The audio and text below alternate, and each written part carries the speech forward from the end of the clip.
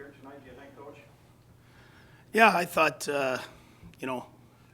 real good first period. They score first. We make it 1-1. And then, bad play in our zone, and they end up with one. Probably a few Gus would like back. We played, 5 games in 7 nights, and we just didn't have the same sharpness with our execution tonight. I wouldn't say that the effort, it's just we weren't playing as smart.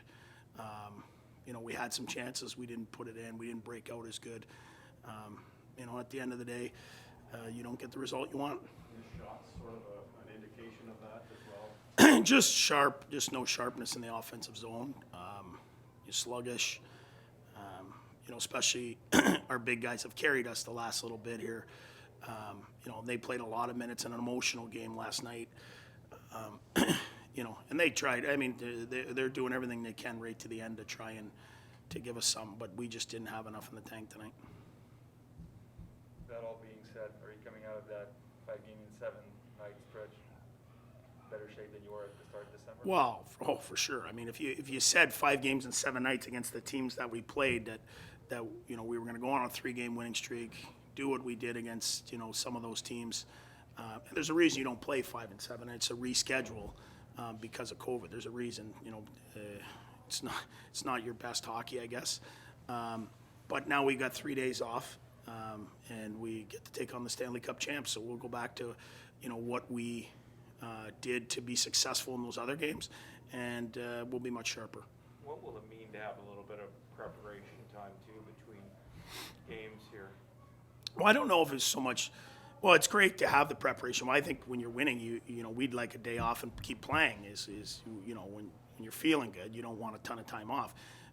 But in saying that, we need it. I mean, of our last 5 games, I think 2 back-to-backs. And the guys are grinding. I thought, like I said, the mistakes we made were mental mistakes. And they just end up in your net. That's tough for Gustafsson, who's now lost his last 4 starts. That you've been on that winning streak, and then he comes in, and again, as you mentioned, he probably wants back, but just confidence-wise for him to now, kind of struggling a bit. Yeah, it's a hard league. To grab it. Sometimes you think you got her going, and then it becomes real hard. Forsberg's won us 3 in a row.